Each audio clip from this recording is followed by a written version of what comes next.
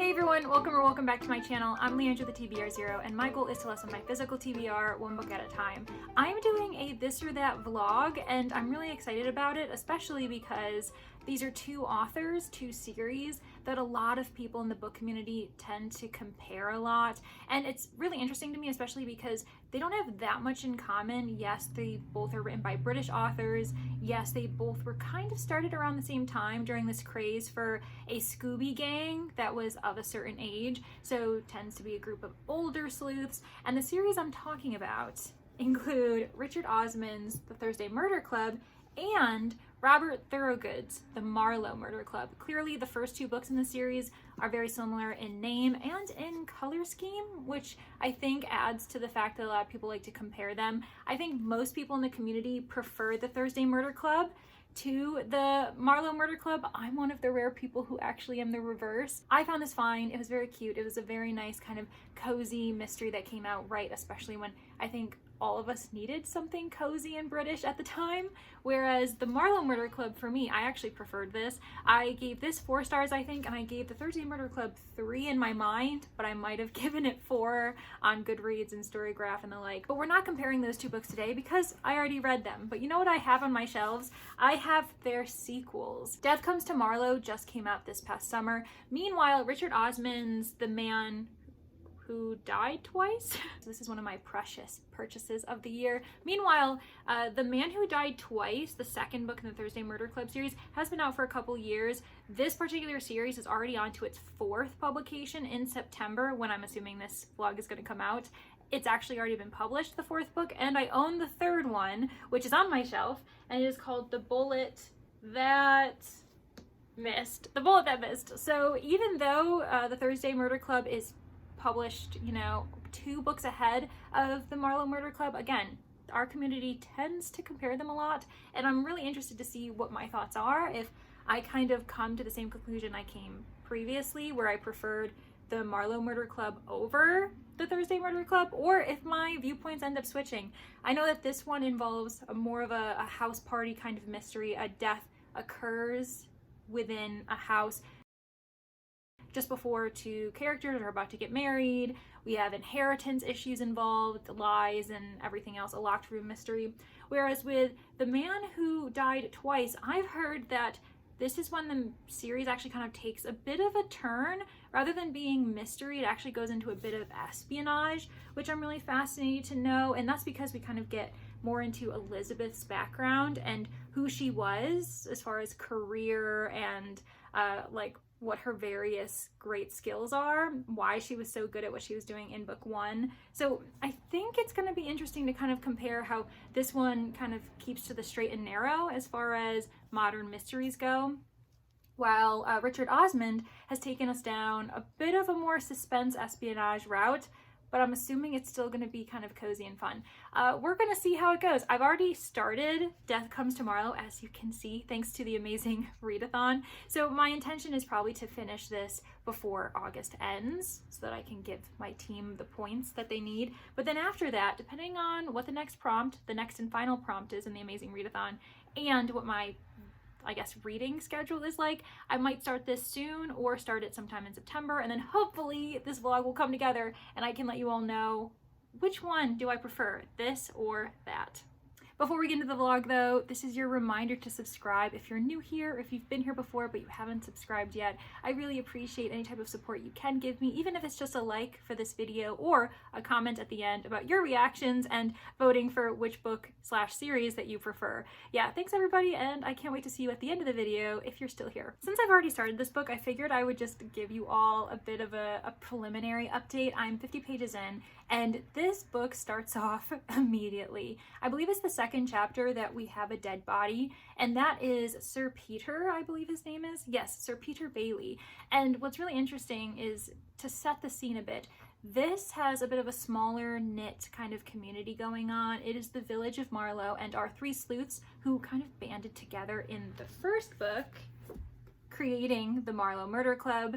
It involves Judith, who is a retired woman. She's in her 70s, but she still actually creates crosswords for the local newspaper and elsewhere. So she's quite a witch. She knows what she's doing. She loves puzzles, whether it be creating them or solving them. And she's definitely very sharp and lets people know exactly what she thinks all the time. She doesn't care if people think she's nosy because she is, and she'll ask whatever questions come to mind.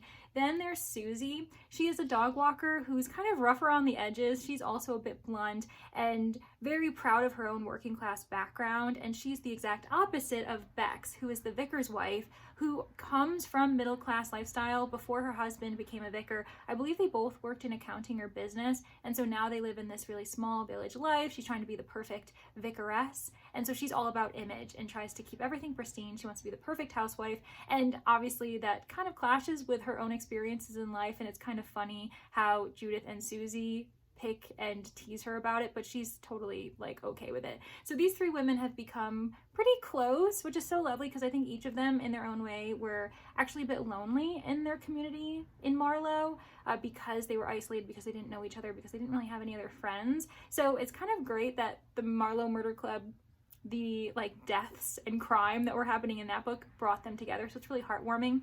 Now together, I believe this is the following winter, because this murder occurred during the summer. Now we're about maybe 6 months later approximately, and Judith gets this really strange phone call from this man, Sir Peter Bailey, who says, I'm just inviting everyone who is either like friends and family to my party just before I get married again. He has a second wife to be, and I think they're getting married the next day, and they're having this kind of like bridal bash. And he invites her, not because he knows her, because he doesn't know her at all. He actually invites her because she is among the, I guess, dignitaries who have done something positive for the community. And as far as Judith is concerned, that's bringing to justice a murderer, which is very funny. And so she immediately kind of gets these strange vibes for why he invited her, though, because she makes a joke saying, well, all I did was catch a murderer, so do you think someone's going to be murdered? And he immediately gets really uncomfortable, kind of like lashes out at her, and then hangs up, and she's like, that was really weird. But she goes to the party anyway. She brings her friend Susie along. Bex and her husband, the vicar, happen to already be there. So really the scene's already set. We know a murder's going to happen. And lo and behold, it does. He's in a locked room in his study, and I believe it's the boudoir that falls onto him, kills him, and now everyone's wondering, well, who could have done it? Now there's questions of, was he killed because his second wife was a gold digger and the children didn't want all of their money to be taken away? Was it possibly because a new will was apparently drafted a month prior to his death?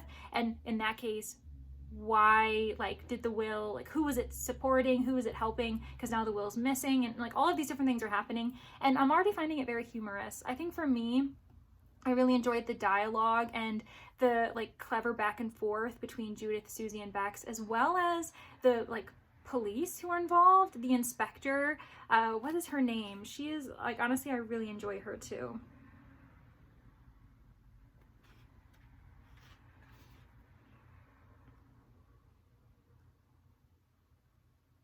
Her first name is Tanika. I'm gonna have to double check what her last name is, but Tanika and Judith have this kind of like interesting relationship where like they get under each other's skin, but they also very much respect each other because they're both very strong, intelligent women. And so as she's investigating, Judith is like following her around the house, getting into every nook and cranny, and Tanika's like, can you just back up? But of course, you know, these women are going to end up being a part of the investigation. I'm really looking forward to seeing how they do it this time around compared to the first book, if they're going to follow the same type of pattern, because sometimes a lot of mystery series do that, or is Thorogood, the author, going to switch things up and make them involved in a bit of a different way. So yeah, so far I'm enjoying it. Again, I'm only 50 pages in. It's very chill, but I will say that immediately what I like about it is that like we're off running. We've already have a murder. We already have to set the scene with the suspects. So I do like how fast paced it is.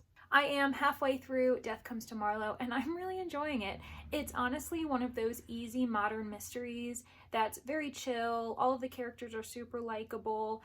It is reminiscent of Golden Age detective fiction, but brought into modern times, meaning that the issues characters are going through is more modern.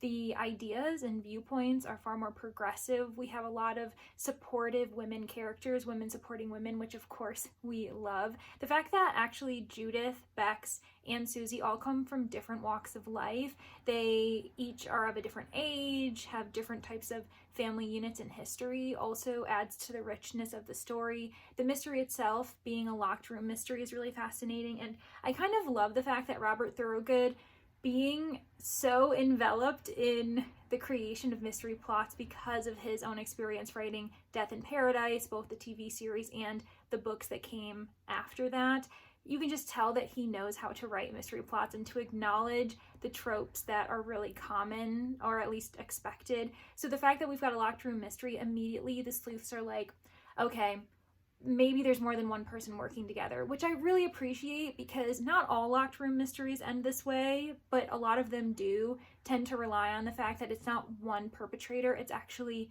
a number of them working together, whether it's a duo or whatever the case is. So I like that we have that right up front, because it feels as though, I don't know, the characters themselves enjoy mysteries, enjoy reading mysteries, enjoy puzzles, so why wouldn't they also kind of jump to that conclusion? Now the inspector, Tanika Malik, I'm assuming is how you'd pronounce her name, she's also a really enjoyable character. I find her believable, especially the way she kind of interacts with protocol and rules, but she has taken a turn this time around, and that's because her own work environment has changed a bit, and as the mystery has gone along, she was an acting senior inspector. The previous one was off on sick leave, so that's why she was kind of taking on his role in the last mystery. This time around, though, he comes back, and it immediately kind of jars her and switches up the dynamic of how they would try to solve this mystery. She's been replaced and pretty much demoted, not necessarily in a like title way, but you can just tell that she no longer has the respect that she should have, since she's solved murders in the past as acting inspector. So she's kind of trying to grapple with that, and because she's been demoted, because no one's taking her seriously as she swears that Sir Peter was murdered, everyone says, oh no, the room was locked, can't be, let's move on, and like go on to more serious cases. She's like, okay, you know what, I'm going to be a rebel, and I'm actually going to invite Judith, Susie, and Bex to honestly meddle as much as they want. I would typically try to kind of push them to the side, but at this point, whatever, it's not my case anymore, and I think justice needs to be served. And if I can't do it, well, let these women do what they've got to do. So basically, the three other women have been given full reign, and they are now visiting people at their homes. There was a car chase via the public radio station where they had callers call in to be like, have you seen this person? We need to find out where they are. And it was just really fun. So I highly recommend this book. Okay, why do I keep doing that? I always recommend the book when I'm only halfway. Leandra, stop it. So clearly I'm enjoying it if I'm already like itching to recommend this book. But for now, I think that this sounds like a book that would be good for those who like mysteries that don't take themselves too seriously. You have to be okay with the quirkiness, the absurdity, the silly dialogue that kind of is the back and forth among this friend group. So yeah, and also there are some personal issues that get addressed in regards to every character's own private life. For instance, there's an issue going on with Bex's family life, and Judith and Susie are tentatively trying to help her and figure out what's going on with her while also dealing with this overarching mystery. So I will say that it is slightly complicated and complex, but not to an extent where you would view this as like, I don't know, like a mystery drama. So yeah, we shall see what I think for the second half of this book. It has been a minute. For you, probably a few seconds. For me, in reality, 4 to 6 weeks. I know, I'm so sorry for being so delayed in this update. More so because of the continuity of me talking about the books that I'm doing for this vlog. So since then, about 4 to 6 weeks ago, I did finish Death Comes to Marlow. I didn't give you an update on my thoughts about how the book wrapped up, mainly because I wanted to wait and discuss in the same segment my initial thoughts about Richard Osman's The Man Who Died Twice. I really wanted to kind of give that overlap, and I didn't want to discuss this and pretty much give me the excuse for taking months upon months to finally pick this one up. it still took me about 6 weeks to pick this up, but we're here, and that's what matters. So to return to Death Comes to Marlow, I did finish it, and I really did like it. I just have this soft spot for the Marlow Murder Club. I think the entire series gives me a lot of nostalgic vibes, specifically because Thorogood, as I've mentioned, is the creator of Death in Paradise, one of my favorite TV shows that I continue to rewatch, even though I know exactly who the criminal is every time I start a new episode. And I also have read the TV to book adaptation, the first book in that series, Meditation and Murder.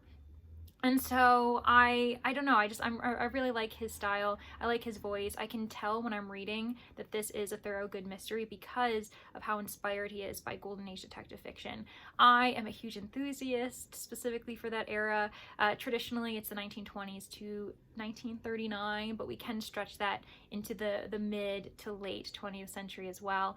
And so because Thorogood is clearly inspired by Agatha Christie, Dorothy L. Sayers, John Dixon Carr, especially in regarding to impossible crime, the idea of the locked room mystery, I really like seeing those elements being used in a modern day scenario. It's very fun for me, and it just has this very specific place in my heart. So I think that's why I just gravitate towards the Marlow Murder Club in a way that probably some other modern day readers aren't into.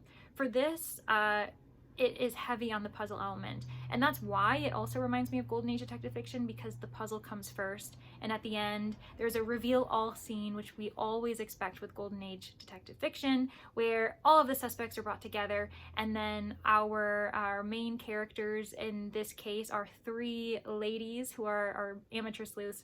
They kind of reveal to us who the criminal is, what the motivation was, how it was done, how was this person murdered in a locked room when all of the witnesses were outside at the party. So I really enjoy that. It's just a very traditional kind of formulaic pattern within the genre that I enjoy, and every single detail is thoroughly explained. For me, I was able to quite easily decide who was involved. I knew the who quite early on, I suppose, but again, because I'm so used to Thorogood's writing, I think that kind of hinders the surprise factor, but I wasn't able to deduce the how. I had a theory and I wasn't right, so that's why I still thoroughly enjoyed it. I really like our main characters, as I said, and I love that these three women, coming from different walks of life, but both kind of dealing with this idea of feeling isolated and alone in their community, by finding each other, by solving these mysteries, they're feeling a little bit less alone, and it's really lovely. So I'm giving it 4 stars, and I ended up giving the Marlow Murder Club 4 stars as well when I first read this book. So this is a consistent series for me, and I'm really happy with it. I've actually already pre-ordered book 3 because Barnes & Noble was doing their like 25% off pre-order sale, and so of course I decided to pre-order that one, and I'm very excited for it. I think it's called The Queen of Poison or something, Queens of Poison. I'm really looking forward to it. So now we're moving on to The Man Who Died Twice. So for this one, I'm about a third of the way through. I am listening to the audiobook as I read, which is an interesting experience. I had only physically read The Thursday Murder Club when I read that a few years ago, and I will say that I'm a bit on the fence at the moment. To give you some details about the plot, a synopsis, we continue to follow our 4 main sleuths. They are the members of the Thursday Murder Club. We've got Elizabeth, we've got Joyce, Ron, and Ibrahim, and I really enjoy 3 out of the 4 characters, and I'm very sad to say that the main character that I'm not vibing with is the same character I had an issue with in the Thursday Murder Club, so I knew this going in, that this would be kind of a touchy subject for me, and it's Elizabeth, which is very frustrating because she's at the focal point of this mystery specifically. There are kind of 2 mysteries going on. The first one is involving this kind of local crime, and it actually affects the members of the Thursday Murder Club personally. One of them is the victim of the crime, and so the others have to kind of band together to try to find justice for this person in the best way they can. And they kind of lean on Elizabeth because in the last book she was able to kind of call in favors, and a lot of this is due to her secretive past, which we discover a lot more about in this book, and so she's just very integral to that. And then she's involved in a different mystery where the other members are kind of helpful, but it's clearly more of Elizabeth's backstory, because the mystery involved is involving her ex-husband, one of her ex-husbands, who is apparently a part of MI5. That's where Elizabeth's backstory comes in. She was also an agent for MI5, where they were doing a lot of espionage, detective work, that kind of thing, basically keeping the public safe without the public realizing what they were doing. And so her ex-husband is in a bit of a spot because he was involved in this one investigation with this kind of large crime boss. These diamonds go missing. Spoiler alert, the ex-husband 100% stole them. That's not a surprise. I'm only a third of the way through the book, and we know that he did. And so he steals these diamonds, and of course, for some reason, this skilled MI5 agent takes off his mask so that cameras see who he is when he escapes. And so now he's basically like in witness protection, in that sense, where he's at a safe house. Elizabeth's been brought into the mix because she's kind of a part of the group who are trying to make sure he doesn't get murdered or kidnapped to get these diamonds back. And so that's a whole other plot line. I am having an issue with Elizabeth because her personality is a bit too blunt for me. She also confuses me because she acts as though she's this very intelligent woman who can deduce things very quickly. She's very aware of her surroundings, and yet she's also very easily gabbing about things. Like, she just doesn't really care. She's just telling people bits and bobs of everything. Like, MI5 is aware that she keeps calling in favors, so she's drawing their attention, which isn't good either. And I'm like, you're reckless. Like, you act like you're this calm, cool cucumber, and yet you're really kind of reckless and just kind of rude at times, like a bit abrasive, which is really frustrating to me because I know she's meant to be this assertive woman detective, right? She's a leader, she's strong. But I'm not sure if it's because Richard Osmond as a man is writing her. It's just giving me off vibes. So I'm not getting that. And on top of the fact that there's just a little bit too much casualness in this espionage like world. Why is her ex-husband so stupid where he takes off his mask? They kind of throw in a joke about it, but I'm like, what are you talking? Like, why would you do that? That doesn't make any sense. And then there's this one agent who was hired to protect him, and she's very young. I can't remember her name, Poppy or something like that. And she says that she dreams of being a poet, and she doesn't actually want to kill people. And it's like, well, then why did you become an agent for the British government? Why are you working for MI5? It just doesn't make any sense to me. I will say that there are moments where the whole espionage plot is very frustrating because I don't think we're balancing the humor and the kind of goofiness well for what is expected. I don't know. So I am having a bit of a hard time, especially because we just had a scene where Elizabeth is pretty much pulling a Sherlock Holmes and deducing or extracting information from Joyce without Joyce ever saying anything. And it just kind of like rubbed me the wrong way how she was analyzing Joyce and then saying, yeah, I don't know. Anyway, so I'm worried that this book isn't going to be for me. And I kind of knew that going into the first book, actually, or coming from the first book. If you recall earlier in this vlog, I did mention the fact that I couldn't remember if I gave this book 3 or 4 stars. I initially was saying 3, but then I was like, maybe I gave it 4 at the time. And I checked, I think it was Goodreads or somewhere where I rated it. I did give it 4 stars, but it's one of those where the residual effect kind of ends up declining. And so now when I'm thinking back to this book, probably should have given it a 3. So it was fine for me. That's why out of the 2 in the first round, I liked the Marlow Murder Club better. And now we're only a third of the way through, and I'm already thinking that Death Comes to Marlow is going to be my preference. I do want to say there are really positive moments in here. And that's why I'm so frustrated, I think, by the fact that I am like so against Elizabeth, because this book has already made me cry as well. There was this really poignant moment, specifically when a member in the Thursday Murder Club had become a victim of this crime. I was crying as I was reading it. I was really touched. So like I'm getting these warring emotions where I'm really like emotionally affected by what's happening. And then there's these moments where I'm like, why? I don't have any investment. I don't care about this. So yeah, especially because there are moments about Elizabeth, like Elizabeth with her current husband, who we learn in the first book has Alzheimer's. So there are moments where I find myself connected to her as well.